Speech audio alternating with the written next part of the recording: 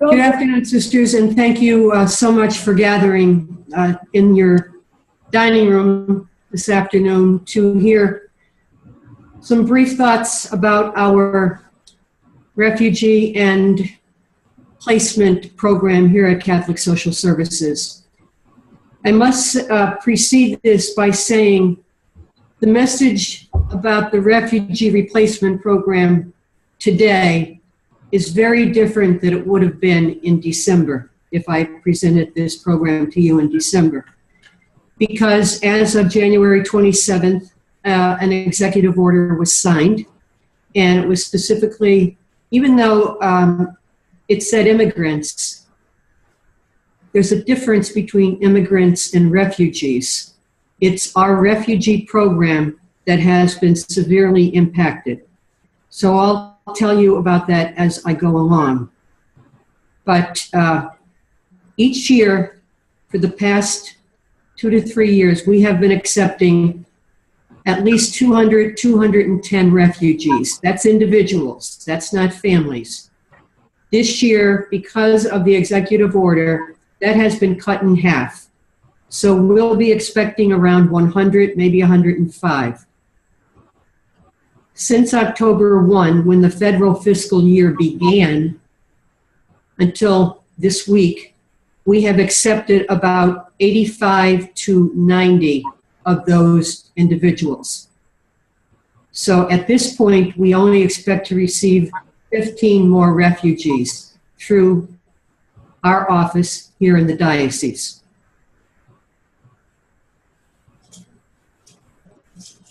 I want to let you know that those refugees that come into our country are approved through our Department of Homeland Security in Washington, as well as the approval for them to come in through our diocese is done through the United States Conference of Catholic Bishops.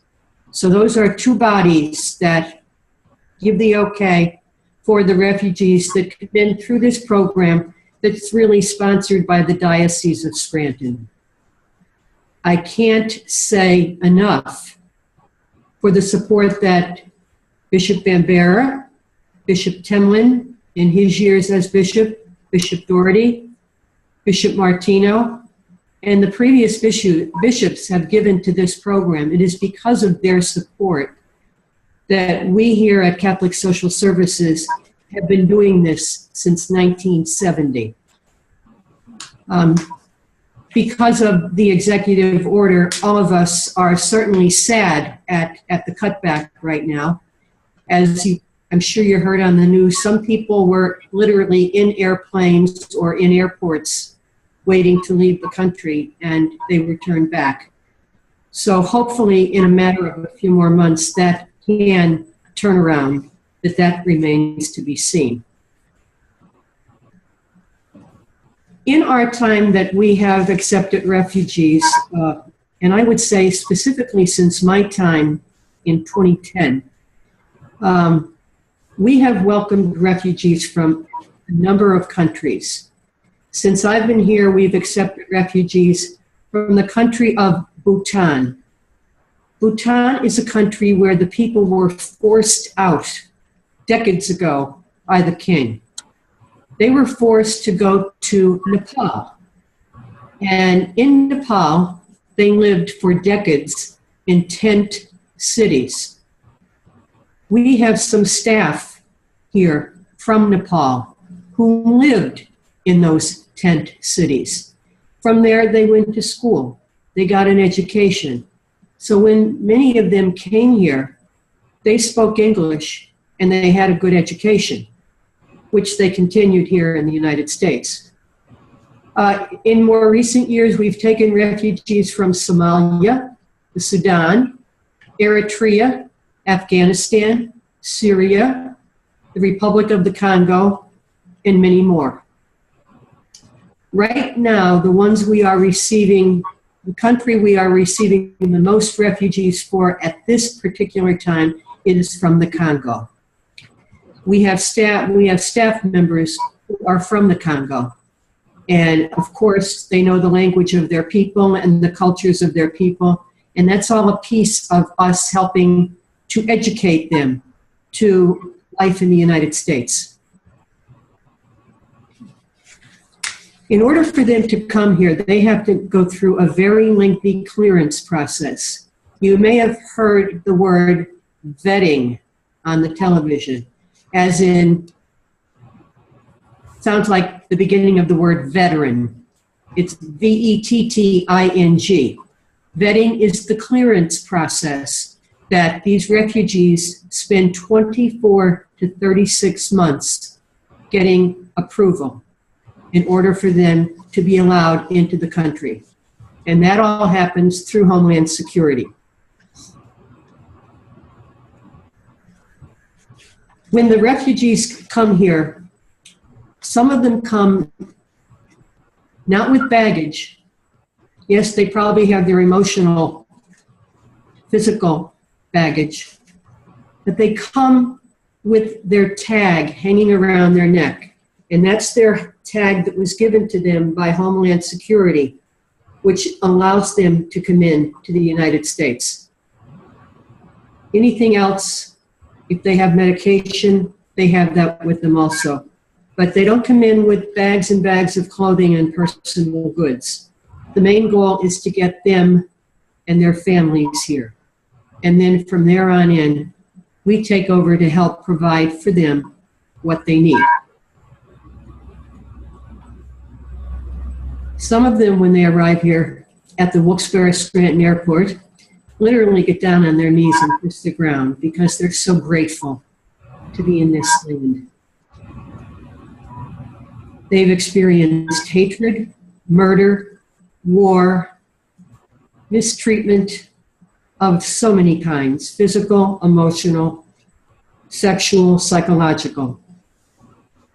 And they come here seeking peace and security to begin their lives all over. It's a new world, it's a new life. They come, many of them arrive with 3 generations. It's, let's say, a young couple who bring their parents and who bring their children. And so we, prior to their coming, we get word how many are arriving. So we have to rent apartments for them. And in those apartments, we get used furniture. Some of it is donated to us. We get some of it from Sister Ann Welch through Friends of the Poor. And there's some items that we must buy brand new. For example, springs and mattresses. There's minimal items that we have to purchase brand new for them. Their goal is to become providers for their family when they arrive here. One of the first things they want to do when they get here is find work. If they speak our language, that's much easier for them to find work. It's a great asset. If they don't, they usually start ESL classes. We have them here. Our Sister Roberta, has them over at the former Nativity Convent on Hemlock Street. So between the 2 places, they can get as much English classes as they want. And they're very industrious about following up with this because they're highly motivated. They want to be able to provide for their children and their families by themselves. They don't want handouts for the rest of their life. That's not what they're here for. They're here to work for what they get. In addition, when they first come to us, they have classes that help to educate them about the culture here in the United States. 2 of our sisters, Margaret Gannon, has helped with that education for the past 5 or more years. She comes over and holds classes teaching them about the American culture. Margaret's not able to do it like she used to, so now she has passed it on to Sister Mary Schmidtling. Margaret did a great job, and Mary is continuing to do that great job for us, and we're delighted that we have had, and we still do have, an IHM sister helping us. With the assistance of the United States government and Homeland Security, they are allotted, each refugee that comes in is allotted a certain amount of money. So if they're allotted, for example, $900 for a period of 1 month, that's multiplied by 3, 2,700, because we have to take care of them for the first 3 months, the first 90 days. And each person in the family gets that amount. Now, don't you worry, that's not handed to them. That is the money that we use to help them get what they need to get started, to get their apartment, to get their furniture, to get kitchen utensils, pots and pans. Their food, we provide food for them in their refrigerators. So the first day they arrive here, our staff helps to prepare a meal for them from the food that our staff know is from their culture. So they have that, a nice meal prepared by our staff to welcome them. As some of you know, our sisters, including some of you there, have been very generous in providing bed clothing for the refugees, whether it's pillows, mattress covers, sheets, pillowcases, towels, and washcloths. Our sisters have been very generous providing that to us, and those are less items that we have to purchase, which allows us to be able to do more things for the refugees. The children who come to us who are of school age are enrolled in the local school district. I must say, for the most part, it's the Scranton School District. The feedback that we have gotten from teachers in the Scranton School District is highly positive. They love teaching the refugee children. They are very disciplined, and they're very industrious, and they want to learn. They want to learn. One of the first things that happens when they do come here is they're taken to the Ready Care Center, and they are given a physical to make sure that they have no physical problems.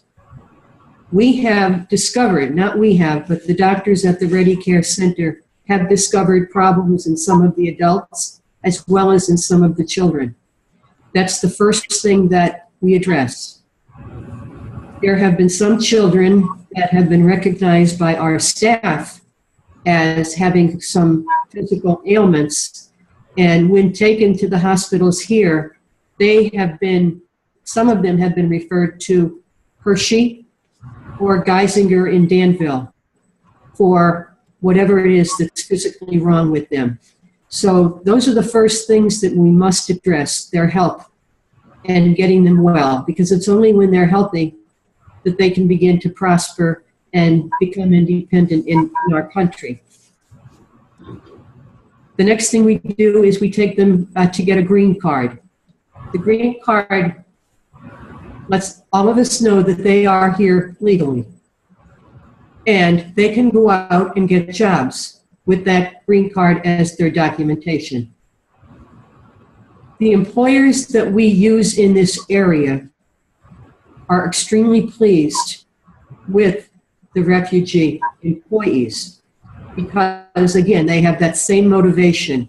They want to provide for their families. They want to make a living, and they do.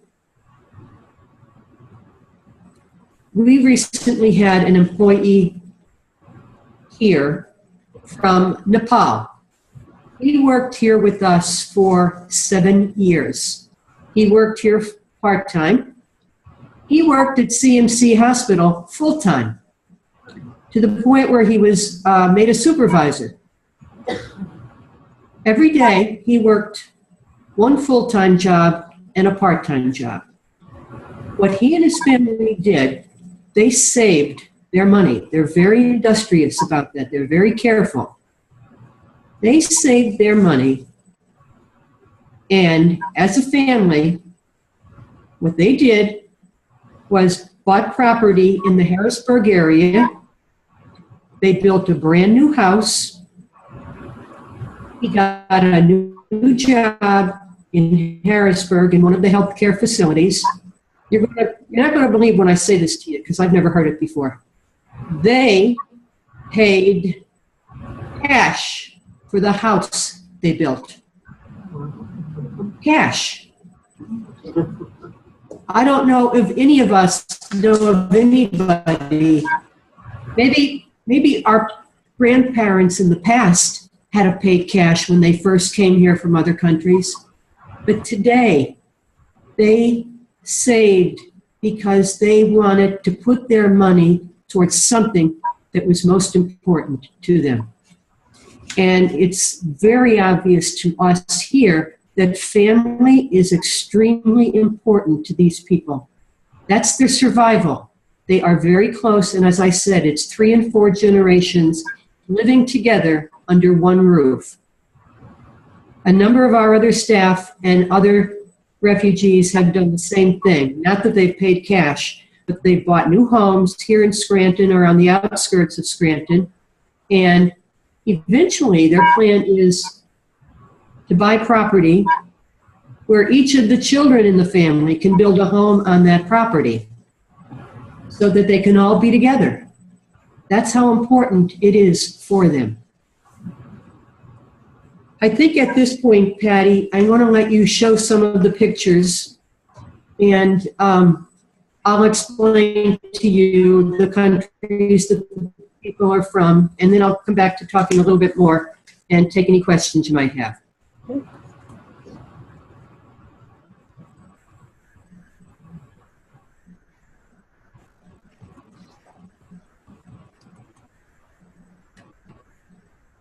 Okay. Well, as you see there, some of you may not be able to see the building, but that is the front of our building. For some of you who may have served at St. John's School in South Scranton or at South Catholic, you may have lived at the convent across the street. You may have taught in the grade school across the street.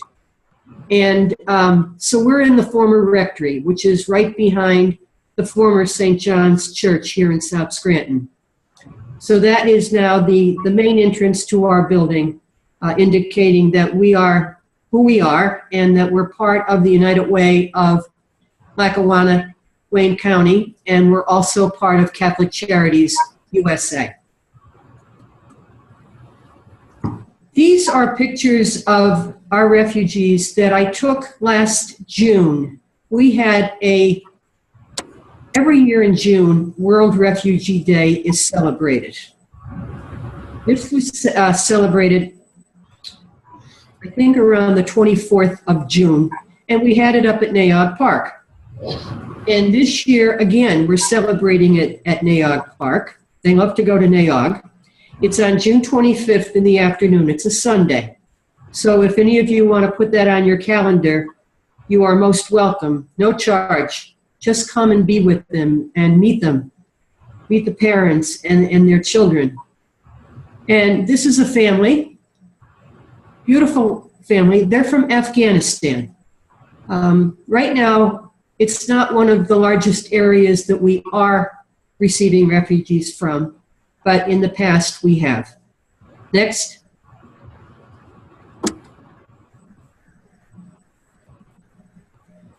Well, I can tell by the hats. These people are from Bhutan or Nepal. And even as they go around here in the city of Scranton, you'll see them in their hats as they have there. Not the baseball hat, but the other ones.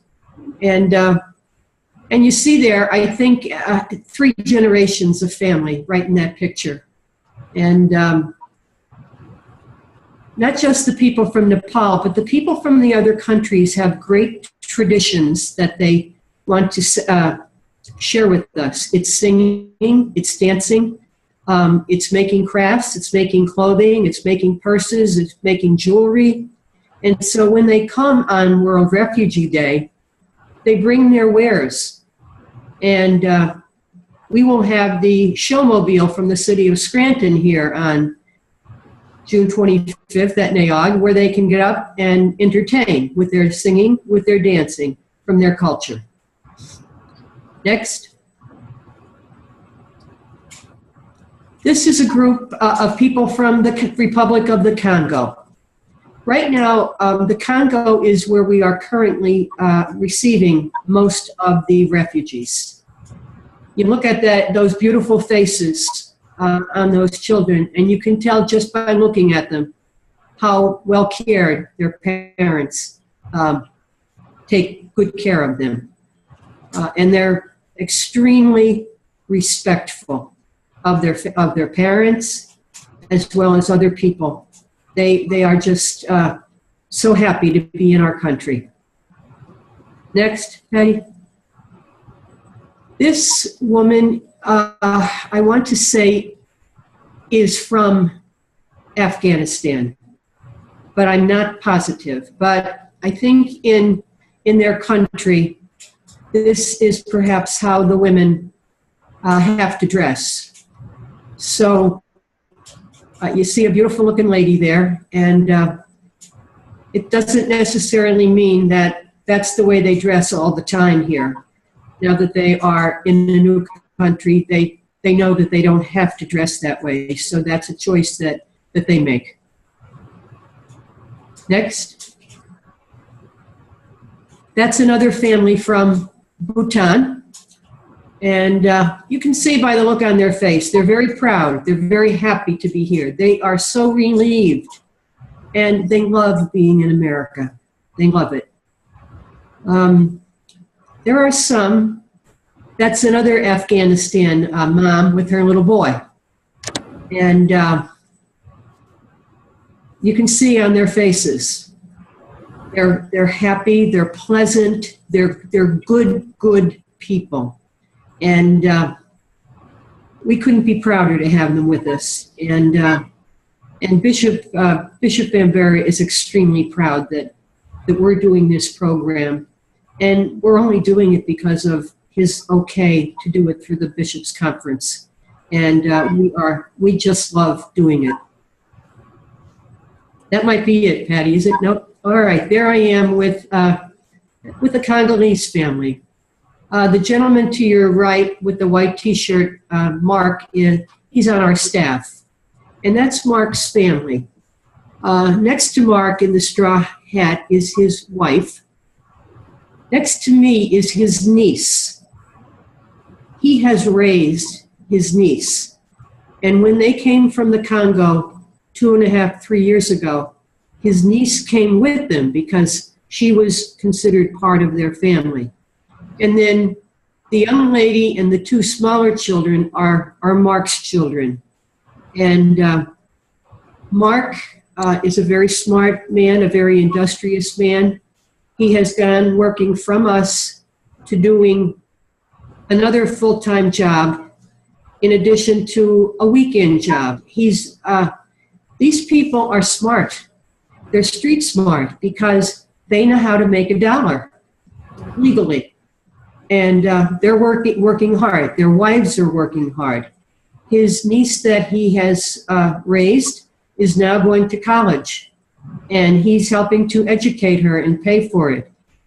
In addition, she's also working to pay for her education. So education is their ticket, and they know it, and they want it. And they're at school every day, and they're doing their work, and they're getting on with their lives. So couldn't ask for anything more than that. I think some of us, if we were still in the classroom, would just love to have them in front of us. That it, Patty? Yeah. So that gives you the faces and some of the stories of our refugees. Not long after they get here and they have begun work and they've been able to start becoming independent of Catholic social services and to move away from us. It's not like we push them away. After 3 months, even though we financially shouldn't do anymore, if we need to, and we know they need that, we will be able to help them. We always will see them if for something happens in their family and they don't know what to do, they come back to us for guidance. And we're there for them, willing to help them in whatever ways we can. Some of the refugees that we've gotten over the past 2 years have been from Syria. There has been some flack that the bishop has received, and I have received here, because of some of the publicity that has been on the television from the country of Syria, and those people being allowed to come into this country. Who are they? According to some people in our country, they're murderers, they're rapists, they're bad people. Well, we've been taking them for years, and I don't think we've discovered any of that type, because we've been extremely careful, or the Homeland Security is extremely careful who we allow to come into the country. So if they're coming in from Syria, you better know that they are totally cleared and legal to come here. Sometimes if the newspaper or the radio stations or TV stations get wind of them coming, they come to us by phone or they arrive at our front door with the cameras looking for them. What we try to do, first of all, is protect our refugees. They're not here when the cameras come because they don't come here. They go to the places we have prepared for them. So what we try to do in time is let the refugee family know that people want to hear about them. They want to hear from them. And they want to know who they are and where they've come from. When we feel the people, whether it's from Syria, Nepal, the Congo, when we feel the people are ready to face the news media, just like whenever any of us is ready, then we will talk to the people and tell them. And we'll be with the people when the media comes to speak with them, so that they don't get afraid or they're not confused by some of the questions that may be asked of them. So our goal is not to exploit them, not in any way. We go to the opposite extreme. We protect them. Sometimes we get phone calls where people accuse us of going to Philadelphia and New York City to pick up the refugees, which we don't. As I mentioned earlier, they come in generally to Scranton Wilkes-Barre Airport. If they don't, there is transportation that has already been arranged for them before they even left their country. And the transportation from Newark or New York or Philadelphia comes right into Scranton Wilkes-Barre Airport, and that's the place where we meet people who come to us. What happens, I think people hear gossip, which we all do, in certain places. And some people might get a small inkling of a story that's not often true. And the next person expands on the story. So what has happened is it expands into a great big story that has absolutely no truth. The fact that these are murderers and rapists, and we're using the collections from church on the weekend. Absolutely no money is given to the Refugee Resettlement Program from the Diocese of Scranton. It comes through the United States Department of Homeland Security. If we needed something from the diocese for this program, would we ask Absolutely. Have we had to? No, we haven't. But we know they're there if we need them, just like they are for some of our other programs that are underfunded. Every year, Diocese of Scranton has to help us fund some of our programs. One program in particular is our homeless assistance program. We never have enough money to help homeless people. Never. Now, we're very careful who gets it and how they get it and what they have to do in order to get it. People who come to us never receive a check from us or never receive cash from us. We pay right to the person that the money should go to by check, so that there's always a record of where the money went. So anyhow, to allay any rumors that are out there about the refugees and the collections in the diocese, absolutely, the diocese doesn't need to support this program because it's very well supported. One of the programs that the diocese does support for us is our Hispanic, our Latino program. You and I know a lot of Hispanic people have migrated here since probably the past 20 years. A lot of them are in South Scranton at Nativity, St. John Newman Parish.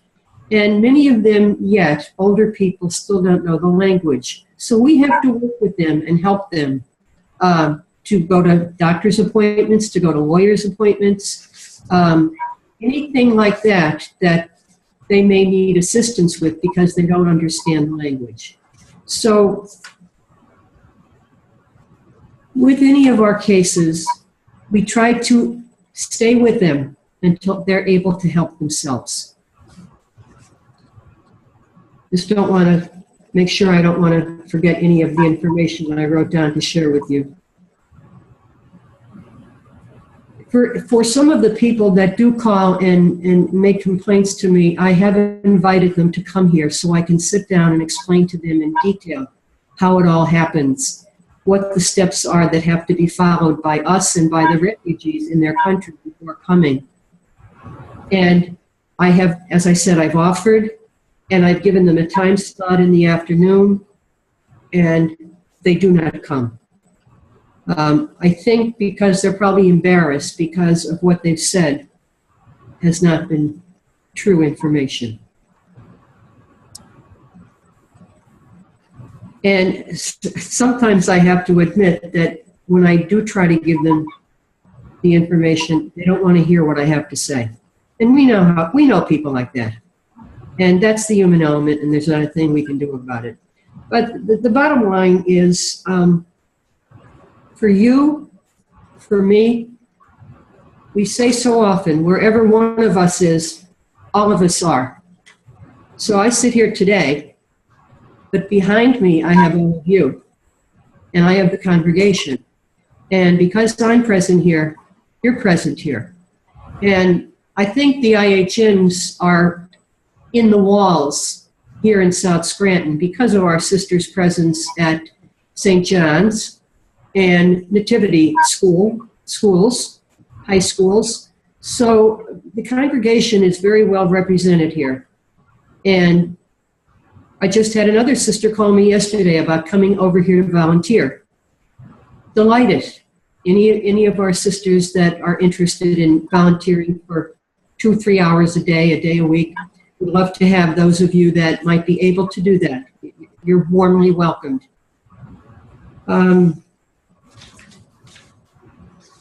I can't say enough how grateful that I am and we all are to the bishop for sponsoring this program in the diocese. He didn't have to say yes, and neither did his predecessors, but they did. Because we all know, as people from northeastern Pennsylvania, we came from families of immigrants. Our people, our parents, our grandparents, great-grandparents came from other countries. And they were warmly welcomed. A lot of them came in through Ellis Island. Some of them may have come in through Canada or other areas. But they were welcomed to this country. And that's the welcome that we want to provide our refugees. Just this week, somebody said to me, well, what's the difference between a refugee and an immigrant? A refugee is a person who is seeking refuge. They are coming from a place that has not been safe, that's at war. Places like where ISIS is currently located and killing people constantly. My friend Mark, that you saw a few minutes ago from the Congo, he's in touch with people from his country.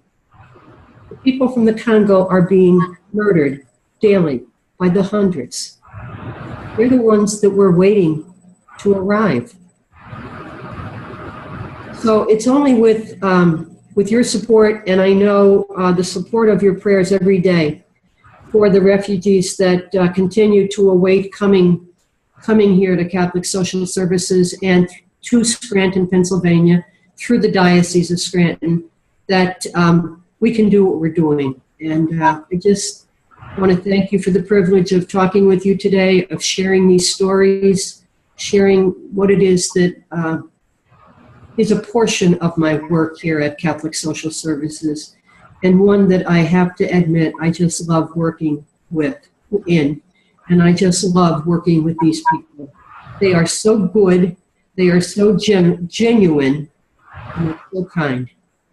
And they're beautiful people inside and outside, just like all of you. So I'm going to end it there. And if any of you heard me say something that you didn't understand, or it wasn't clear, or that I didn't answer, that I didn't say something clearly, or that you're still wondering about something that I did not say, you are most welcome to ask me a question or two. Thank you for putting up with my nasal voice. I've had a sinus infection, but it's slowly leaving me. Janet, this is Patty. I'm going to stand here by the computer only because I think the microphone might be built in over here. Okay. I say that only because I don't want to come across on the tape as the voice of God. Janet, the proposal we have in front of us specifically mentions Syria. And it has something specifically, I think, to do with Muslims and the sense that the Trump administration is trying to convey that Muslims are much more dangerous for us. Could you speak to that for a minute? Do you have Muslims that you're working with? Do you have a relationship with the local Muslim community? We do. We have 2 Muslim people on our staff here. One of them is in the room right next to where I'm sitting. She is our finance person. She is so well educated. They speak at least 4 languages. She's got a master's degree in business administration. She's here every day working very, very hard. There's never a question about Muslim, their religion, our religion. And we talk about our religion, and they ask us questions about our religion. In fact, when Lent first started, my friend in the next office asked me to explain to her what Lent was all about. So I gave her a very brief history of what happens here in Lent and how we live the journey with Jesus in the 40 days of Lent, leading to the great sadness of Holy Week and the great joy of Easter Sunday. Yes, they're Muslim, but they're not here to enforce their religion or to force it on anyone, just like we're not forcing Catholicism on them. Hopefully, if they pick it up from us, from the environment that they work in here, and they are interested, we would work with them and we would get them to the people that they need to get to, let's say in one of our parishes, if they're interested in becoming Catholic at one point in their life. The other woman that's also a Muslim is downstairs, and she works in our refugee resettlement. So both of these women, as I said, are Muslim. They're both from Egypt. Beautiful women, finely educated, very intelligent.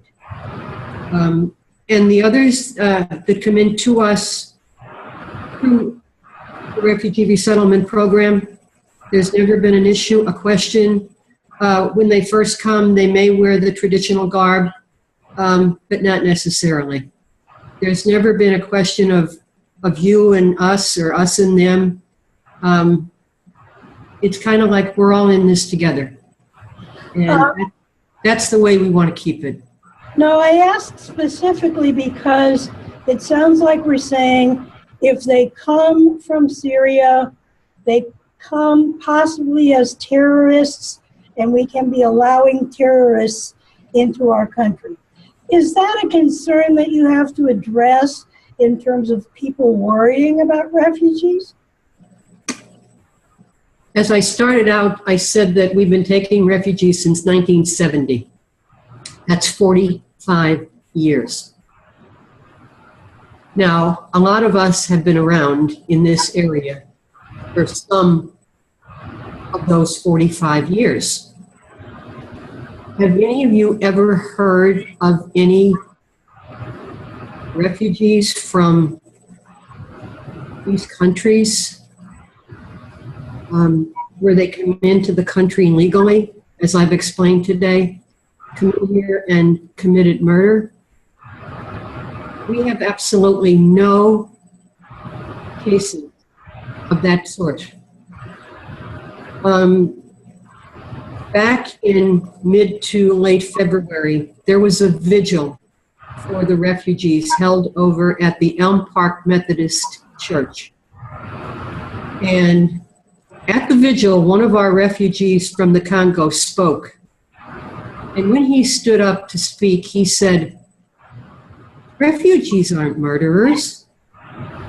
We're not rapists. We don't come here to hurt people." In all his innocence. In all his innocence. And he's one, again, he's a former employee who left here because I was able to get him a scholarship through the Career Technology Center to take computer courses. He's running great. He's off on his own, got a great job now that he's taken these courses, and he's able to support himself and help his other family members because of his ability to make something better of himself. They're not here to hurt us. I don't have any experience of that. So, like I said, sometimes I think, we hear gossip, whether it's in the beauty parlor. That's typically a place for ladies to hear gossip. Not you, but, out in the community. Or other places, whether it's parents at baseball games or basketball games or wherever they gather and start talking about the refugees. And some of them may get an inkling of something they heard on the news, and they create the rest of the story around the refugees from this area. Obviously, they're not true because we haven't had any experiences like that. And I don't know, I think if we did in this country, it would be front page news. Now, immigrants, what I said before, what's a refugee? What is an immigrant? Immigrants are our parents, grandparents, great-grandparents. They didn't have to go through this process 50, 80, 100 years ago to come into America. They were in countries that couldn't support them. They couldn't make their living. They had to get out. So they were allowed to come. The Statue of Liberty is there in the harbor saying, "Welcome, give me your tired, your poor." They're coming. The tired and the poor came, and they're coming now, but they're coming a different way. They're not coming on boats. They're coming in airplanes. And I have to say to you, don't believe everything you hear. And sisters, I speak to you, as I always do, by telling the truth. In fact, some of you have said to me in the past, the truth hurts. And I said, yeah, I know, it hurts me too. But I believe in telling the truth. And I couldn't sit here before you. I couldn't look any of you in the eye if there was anything further about these refugees that I was not sharing with you. They are here to live in peace, to live in harmony, and to befriend the American people.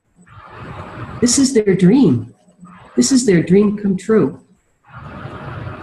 Janet, if your budget comes... Have I answered that, Patty? Well, I think so, but if your budget comes from Homeland Security with the current ban, might that affect the amount of money you get from Homeland Security? You know what? The connection is unstable right now, Patty. The budget, can you hear me? Yes, you're fine. You know what's just moving? Okay, you asked about the budget for the refugees? And whether Homeland Security might... Is that correct? Yes. Will Homeland Security cut it because of the Muslim ban?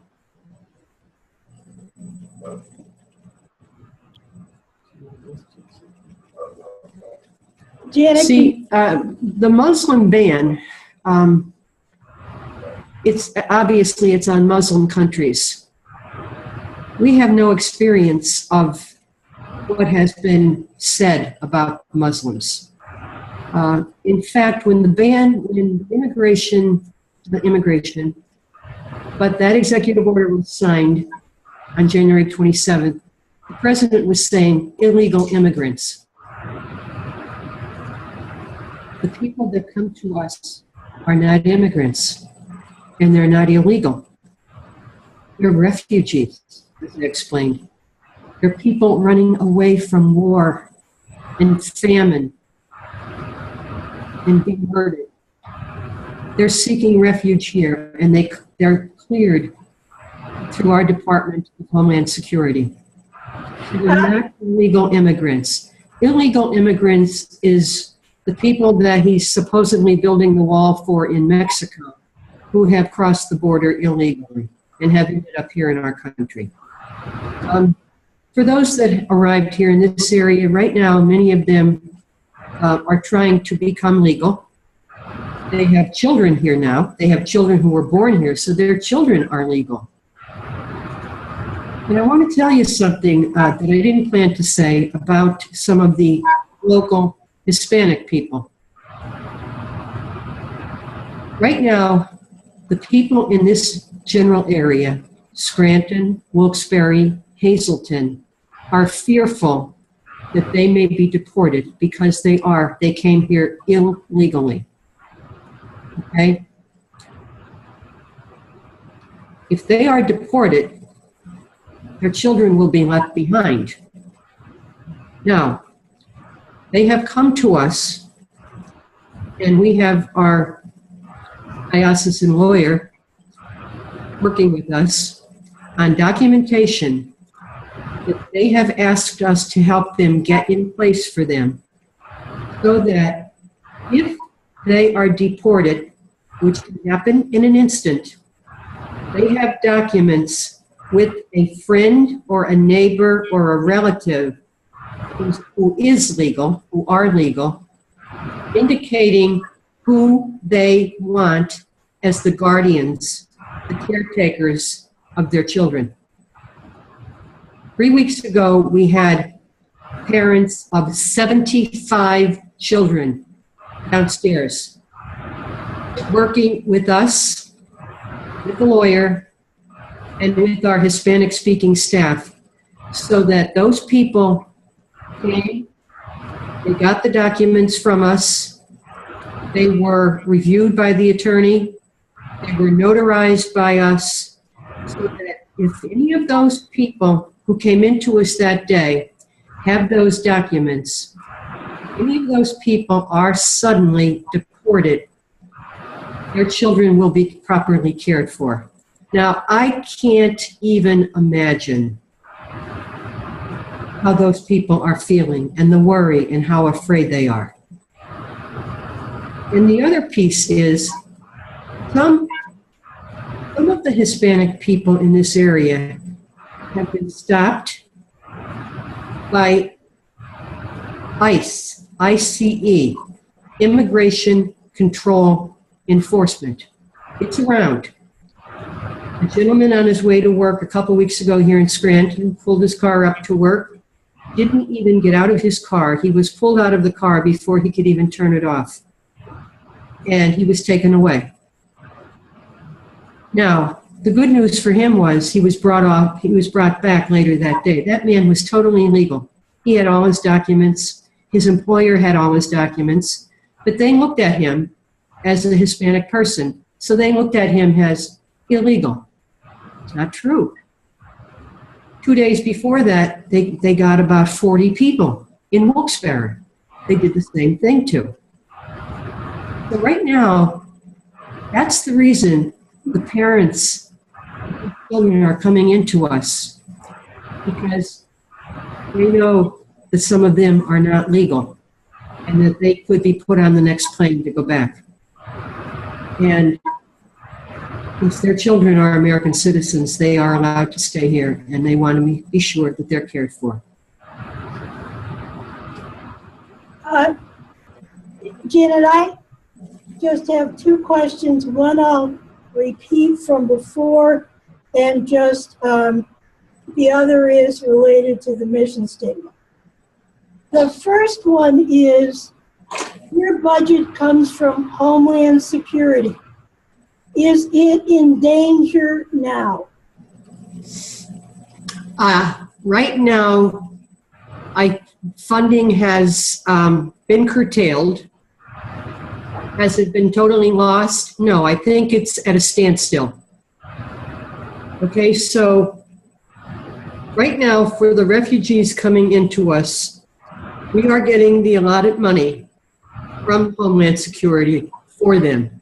So I imagine that the Department of Homeland Security gets their funding when they know additional refugees are coming in. So they would get their funding from the federal government, the Treasury Department.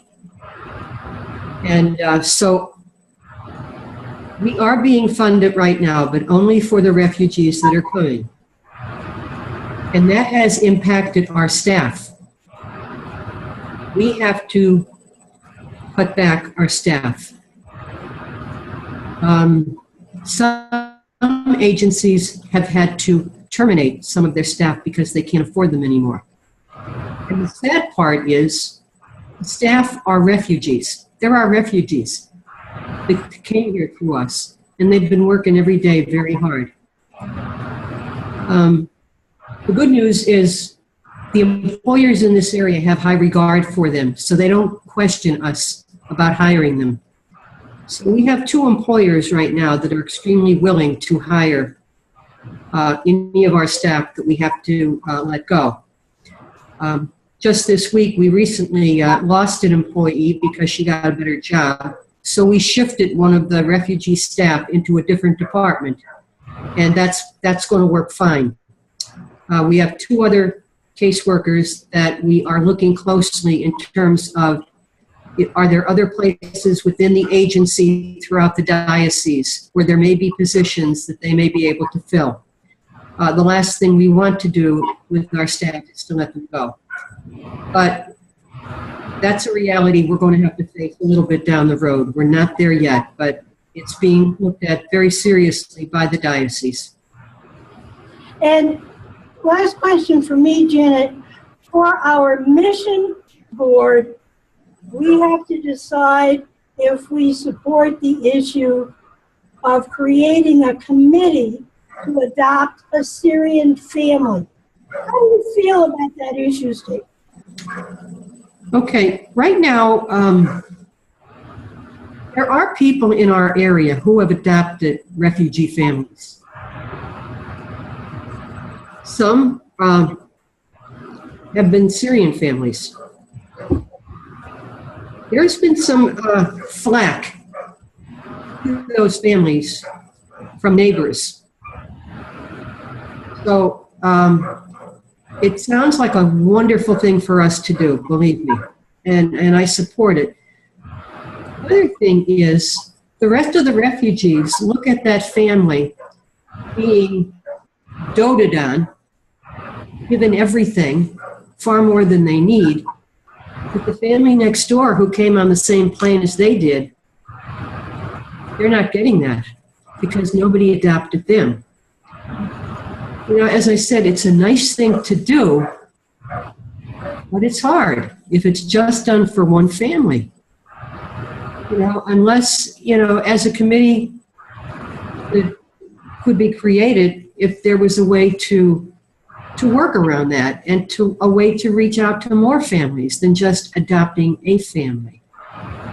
So I guess my sense is not to adopt a family, but to go about it in another way to support the local refugees, whether they're from Syria, whether from Nepal, the Congo, Somalia, any of these countries. I totally support us adopting, but we've got to find a way that it's not specific to one family, because it causes tensions in the families, tensions with each other, even if it's a family from Nepal, one right next door to each other, and this one is getting everything plus, and the next door neighbor isn't.